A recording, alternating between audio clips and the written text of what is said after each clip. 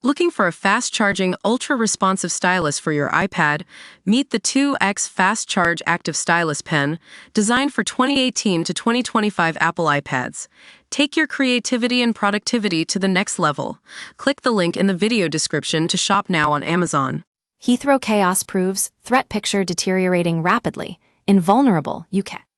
The massive fire which shut down Heathrow Airport, causing widespread chaos for almost 300,000 travelers, is a sobering illustration of the UK's vulnerability. In an increasingly volatile world, a defense expert and former Tory MP has warned. Tobias Ellwood is pushing for an urgent review to gauge the nation's readiness to cope with similar events in the future. The blaze erupted at the North Hyde electrical substation in Hayes overnight on Thursday, leading to a complete power outage. As a result, Heathrow was forced to shut down operations, causing massive disruption to global air travel. Counterterrorism authorities have initiated an investigation into the fire's origin, and while no evidence currently points to foul play, officials are exercising caution, given the incident's scale and impact on national infrastructure. Read more: Heathrow Airport power back on as travelers warn days of delays. Mr. Ellwood, an ex-British Army officer who lost his Bournemouth East seat at the last election, is the former chairman of Parliament's Defence Committee. Now a consultant for think tanks, including the Atlantic Council and the Royal United Services Institute, RUSI, he told the Daily Express, "The threat picture is deteriorating rapidly.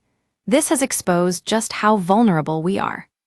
Through a single acute event, a massive aspect of Britain's operation can come to a complete halt. I strongly believe we need an urgent review, a national review across every single government department, on resilience, on our ability to deal with events that could close down part of our critical national infrastructure." Mr. Ellwood stressed it was not about preventing an attack, but rather about assuming that one would take place and being ready to respond. He explained, "Terrorists and adversaries will be looking carefully at how vulnerable we are. They will be learning lessons about how simple it is to cause economic harm and societal discord through a single event such as this. This isn't about, let's say, by accident or by design, a particular aspect of that infrastructure breaking down. It's the absence of ability to get it working, to switch it back on, to use alternative systems that are clearly currently not in place. If you take today, for example, the airport claims that it has backup generators and so forth in readiness for such an event, and they now realize that they can't generate the power they need to run an airport. Secondly, where is the ability to divert flights?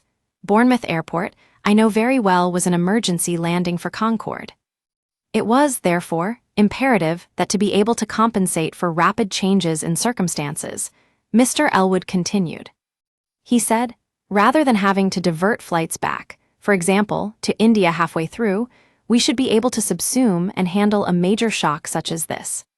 The easy, deniable method of causing harm to your adversary, which is why Russia does this across Ukraine, is to interfere with the critical national infrastructure and cause political tensions. We use your sign-up to provide content in ways you've consented to and to improve our understanding of you. This may include adverts from us and third parties based on our understanding. You can unsubscribe at any time. Read our privacy policy. Don't miss, Brit stranded in China has no clue when he'll get home after Heathrow chaos. Insight: angry customers accuse Heathrow hotels of hiking prices after airport closure analysis. Martin Lewis: urgent Heathrow Airport legal rights update over cancellations pictures. Because clearly, huge questions are now being asked as people's lives and our economy is disrupted.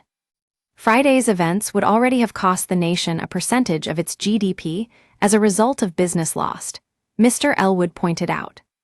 He added, "My concern is that there will be some stations, electrical substations, similar to this in other parts of the country that keep other industries, critical industries, going. Who is checking these out? Who is making sure that they are safe? Because regardless of if it's not an accident, then where are the contingencies?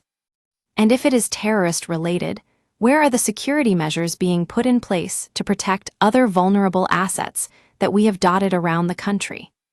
This is the new art of war, to cause mayhem from afar by not choosing to fight battles on either side of an iron curtain or on borders, but hitting society directly. This is far easier way of causing economic harm, of sowing political discord by understanding and recognizing a simple interruption, such as or even a cyber attack on computer systems, how it can abruptly bring a part of our national infrastructure to a grinding halt with all the misery and mayhem it causes.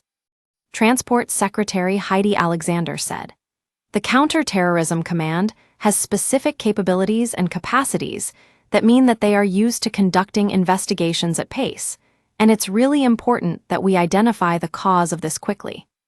There are no suggestions at the moment of foul play, but you will appreciate the investigation keeps an open mind, and our priority is identifying the cause as soon as possible."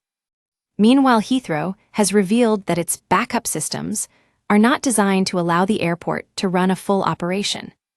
Chief Executive Thomas Woldby said, "We have 3 of these substations, each of them has a backup transformer. The backup transformer in this case also went, and then we had to restructure the supply. So we're not out of power, but we have to restructure our power supply. To do that, we have to close down systems. That is safety procedure. We will not go around that." He added, 2 substations can run the airport, but we need to re-engineer the structure of the power supply for all the terminals, and that's what we were doing during the day.